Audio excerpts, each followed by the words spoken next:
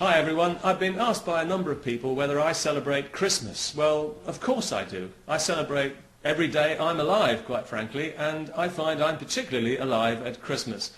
So if your Christmas is anything like mine, it'll probably be a traditional family occasion of gluttony, drunkenness, long-held resentments bubbling to the surface, and fistfights over the dinner table.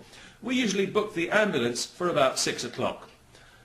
No, not really. Christmas is a time of peace and goodwill, everybody knows that. And it's also a time to celebrate the miraculous birth of little baby Jesus.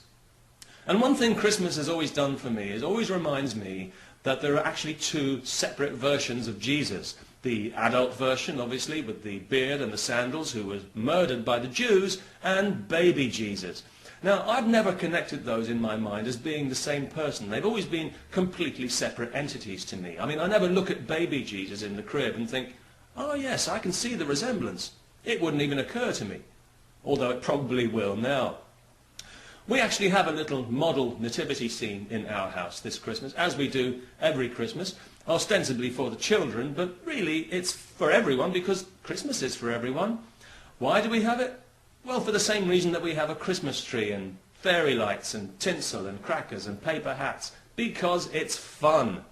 To me, the Christmas story has always been a charming folk tale. I've never really connected it with religion, in the sense that I've never associated it with sin or guilt or burning in eternal hellfire, which means I'm usually in a pretty good mood and ready to celebrate. But that doesn't mean I actually believe the story is true, any more than somebody who celebrates Halloween believes that witches really fly around on broomsticks. But it doesn't stop them from having fun with the idea.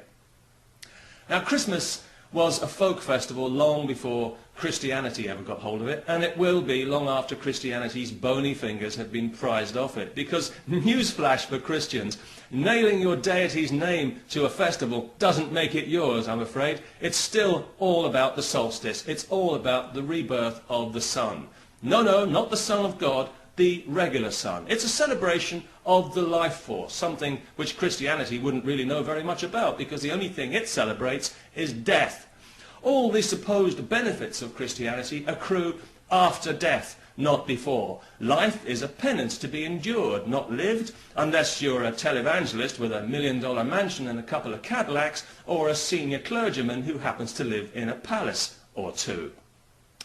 But the actual nativity scene itself is an iconic scene which of course is instantly recognizable. A baby born in a stable, well, that can only mean one thing. You never look at that scene and think to yourself, I wonder if that's baby Jesus there, or one of the many other babies known for being born in stables. But you know, it might not be a bad idea once in a while, because the Christmas story is by no means exclusive to Jesus.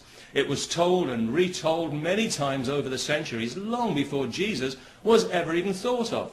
To the ancient Egyptians, Isis was the mother of God, and each midwinter they depicted her in a stable nursing a child that she had, guess what, miraculously conceived.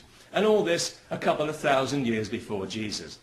But there's no reason for that to spoil the party, because it's a folk tale, and they're meant to be reused and retold. It's all part of the magic.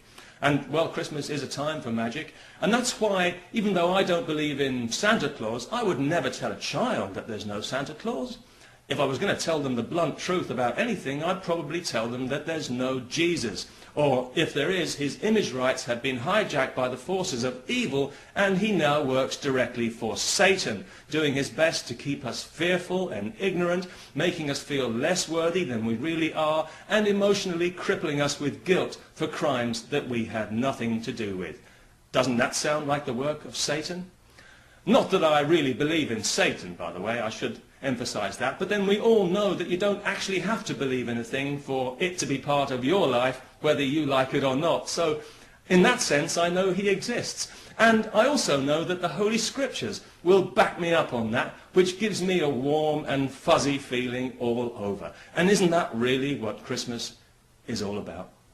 Well, that's enough from me. I want to wish everybody a Merry Christmas, of course. And I want to wish you what I wish for myself, which is, of course, peace, and may all your Christmases be godless and free.